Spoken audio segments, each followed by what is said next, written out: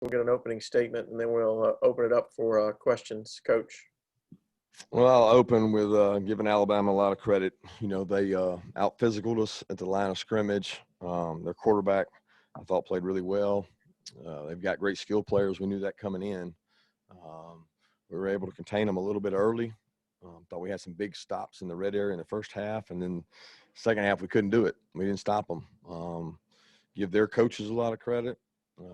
They outcoached us. They did a good job, and we got to do a better job of helping our players put them in a chance to be successful. But I was really pleased with the way our guys competed.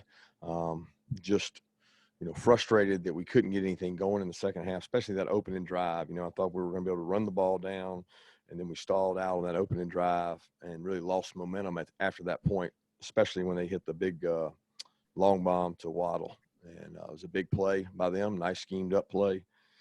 Give them credit, and we got to go back to the drawing board because we still got a really good football team, and we control what's in front of us by how we play. First question this night will go to Mark Weiser, followed by Seth Emerson. Hey, Kirby, obviously Alabama's has a very explosive passing offense. When you look at what you guys did defensively, what were some of the breakdowns beyond just the amount of talent and at the quarterback and wide receiver position for them? Well, I thought they made several explosives. Start with they ran a bubble wheel where they throw the bubble out there, and they've got Waddle as the bubble guy, and everybody's worried about him. And Devontae slipped by our star and caught a touchdown on a bubble wheel. It's actually a play we repped, and we gave it up for a touchdown to the scout team, and then they beat us with it. They rocket motioned out of tray formation and hit us on a double move shot to Waddle. And did a good job. They made a couple of really big throws. I mean, you think about the third down they've got down there in the red area that we're going to get off the field, and we get a PI on Stokes. And then Stokes had Devontae really covered well. I thought it was a great throw and a great catch. I mean, when you play man-to-man on those guys, you got to be able to get the ball out and make plays. And I thought Devontae Smith played really big for them tonight. He caught a lot of 50-50 balls as well as Waddle. So give them credit.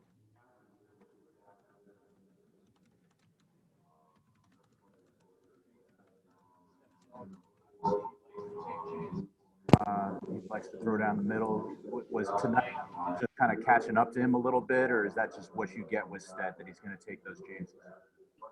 Seth, I'm sorry, I didn't. I heard something about down the middle.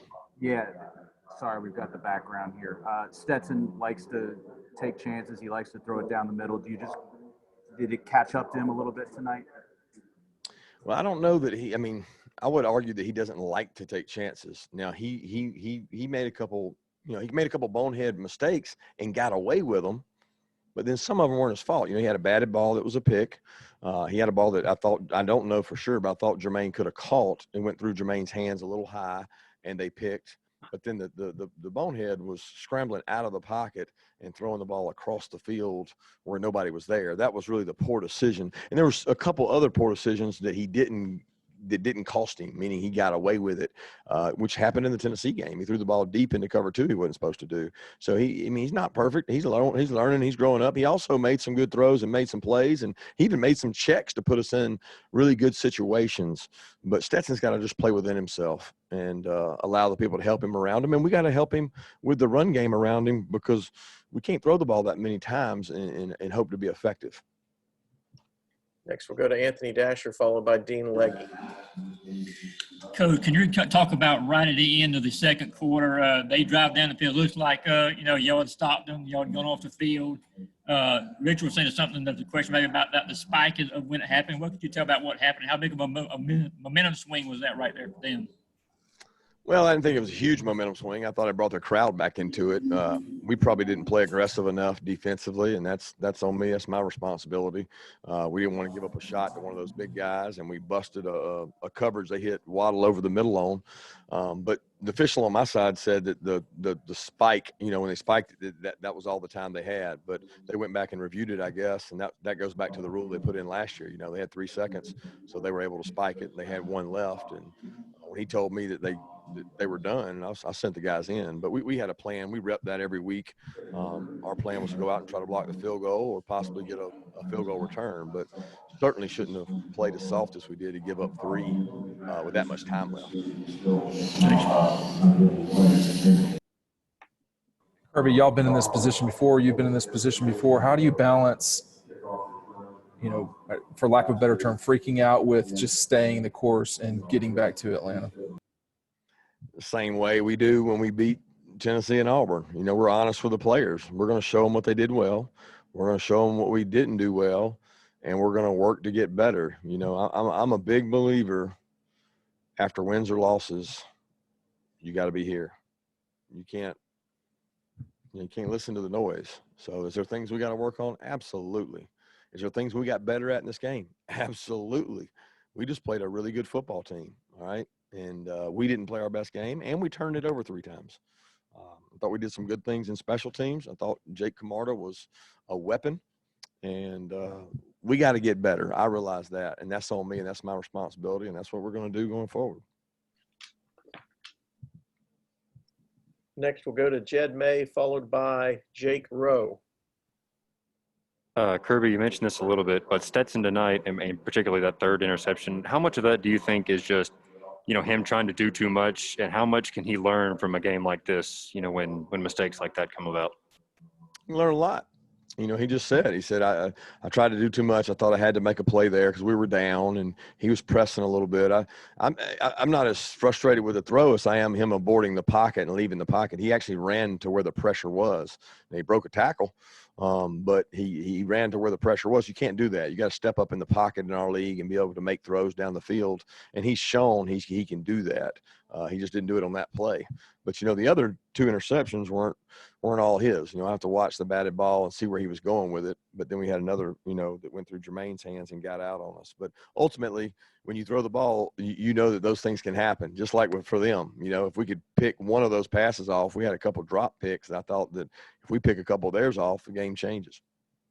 Kirby, if I had told you coming into this game that you guys were going to run it kind of as efficiently as you did, if I think almost 5 a carry and you would kind of struggle to score like that, I mean, would that have come into your mind? I mean, it seemed like you guys had a more consistent rushing attack than you've had in previous matchups with Alabama. Well, I think we're getting better at running it. And they also had a guy out on their defensive line, but I thought that we ran the ball well. We tried to keep them off balance with the passing game. I thought our offensive line really pass pro'd pretty well. I mean, when you go against some rushers like they got, they held the pocket in there for Stetson. But we didn't do enough. We didn't make enough plays. They made the explosives, and give them credit for that. They got some really explosive, hard-to-cover wideouts. Next, we'll go to Mike Griffith, followed by Austin Roper. Kind of 2 questions here, Coach. One, it looked like obviously Aziz got there early and forced that first interception. The pressures didn't look like they were getting there much after that. Was there a lot of blitzing? In hindsight, should you blitz more? And 2, the crazy schedule change. How much does this turn you guys upside down in terms of next week versus the following week? Yeah, I don't think the schedule does much. It doesn't really change anything. It just, gives us a week to recover now as opposed to, before a week to recover before Florida. I mean, we just got to play a really physical Kentucky team first and then go play Florida. And Kentucky is always one of the most physical teams in the league. As far as the pressure, I agree with you. We pressured probably as much as we always do. We didn't get as much pressure as we always do. And that has a lot to do with their offensive line. And there's probably been some guys running open like they were tonight in other games, but we got there, if you know what I mean. Like tonight, and I got to watch the tape because I don't want to judge that. I didn't think that we converted to pass rush really well. We were hunkered down trying to stop the run, and when we did pressure, it didn't get home. And the kid made some really good throws. I mean, look, guys, he's a really good quarterback, and it's not mobility. It's protection-oriented with seeing every coverage in his career. The guy's seen a lot of coverages, and he's got some really good vertical weapons. Hey, Kirby, you mentioned earlier about the talent that Alabama has a receiver, but with the penalties, especially that were in the second half in the secondary, how much do you feel that the struggles in the secondary were self-inflicted. Penalties in the second half. Yeah, we grabbed him a couple times. Guys weren't able to run with Waddle, so they reached out and grabbed him instead of putting their hands on him and stopping him. But yeah, that was huge. The Stokes penalty was third. I want to say it was 3rd and goal. I can't remember, but that was huge because you go from they're going to kick a field goal to the 1st and goal. You know, you can't do that. Tyreek grabbed a guy. Stokes held on a big 3rd down early in the first half. They're going to be 4th and forever in the first half. Probably have to punt. And he grabbed and held a guy. So at the end of the day, the pressure they put on you with their vertical passing game or their wideouts probably forces some of those penalties. Next, go to David Pascal, followed by Chip Towers. Kirby, you've talked about Stetson and a couple of his picks. That first one that was batted, I guess he had about 4 or 5 balls that were batted tonight. Is that his height? Is that a pocket issue collapsing, and is that a concern? Well, it's always a concern when it happens. It hasn't been as relevant. You know, it hasn't happened as much. I think Alabama has really big defensive linemen, which typically push and try to cave in the pocket. Some of it's looking for a throwing window. Some of it's being willing to pull it down and run because he's a really good athlete and avoid that if he doesn't have his throwing window. But they did a nice job of that, and I don't honestly know the answer to that without watching the tape to see where he was going with the ball. Yeah, Coach, I was actually going to ask the exact same question just about Stetson's height. I think it was 4 or 5 pass deflections at the line of scrimmage and 9 PBUs in the game. Might have been 10 by the time the final stats came in. So you answered that kind of. So I guess I'll just flip from that and just ask about Coach Saban. I know y'all got to talk a little bit before the game, and it was crazy, you know, about whether he's going to get the coach or not coach. Just what were those conversations like? And I know ultimately you were glad to, you know, be able to that he was be able to coach the game. Well, first off, I'm glad he's healthy because anytime, you know, somebody thinks they may have COVID, that's a concern, especially somebody his age. You know, you don't wish that on anybody. And I mean, I knew the whole time that he was going to be able to coach because I knew he had a negative test and that we thought it was a false positive. It was just a matter of getting enough tests to be able to come back. But he was very gracious of our team and the way we're playing, and well coached, and I returned the favor and said the same thing. They're really disciplined. They're physical. They're everything you want to be in a football team because of their physicality and the way they play. And, you know, we're trying to do the same thing, and we didn't do it as well as they did it tonight.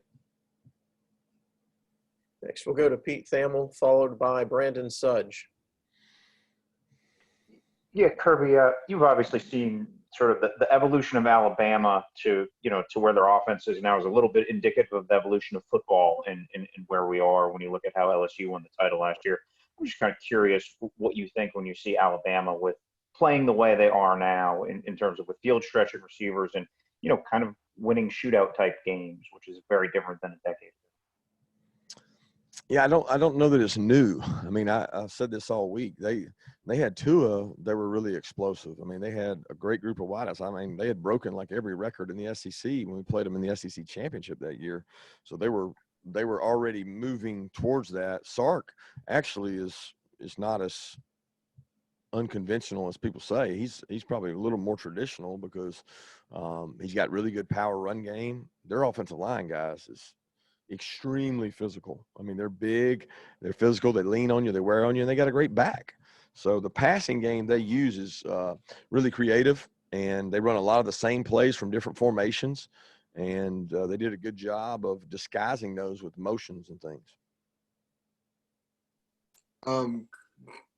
Kirby, in terms of the offense overall in the second half, what do you feel like the difference was there in not being able to finish out drives and turn that into points? And then the other part is too, in terms of Stetson's performance and quarterback, do you guys still feel as confident in him as you have over the last couple of weeks? Yeah, I think Stetson's gotten better. When the level of competition changes, you don't change your evaluation. You know, you have to grow and get better. And the experience he gained tonight will be invaluable for him throughout the rest of the run on the road. I think he's a work in progress, just like our team is. And he's going to grow and develop. As far as the second half offensively, you know, I thought, number one, we turned it over. You can't do that and beat good teams. And we didn't convert third downs to sustain drives. And disappointing because I thought we were able to run the ball. Probably have time for one more question. We'll go to Connor Riley. Hey, Kirby, 3 games in your career now as a head coach against Alabama where you have a lead going into halftime, and in all 3 of those games you end up losing the second half. Is it just execution in the second half, or is there anything to that? Don't really know. I think it has a lot to do with players, calls, execution, combination of a lot of things. But I do know this: if you turn it over 3 times in the second half and they don't turn it over any, you're probably not going to win. And that's what it boils down to is, putting guys in position to make plays, and they made more plays than we did in the second half. So I give them credit for it. Thanks, guys.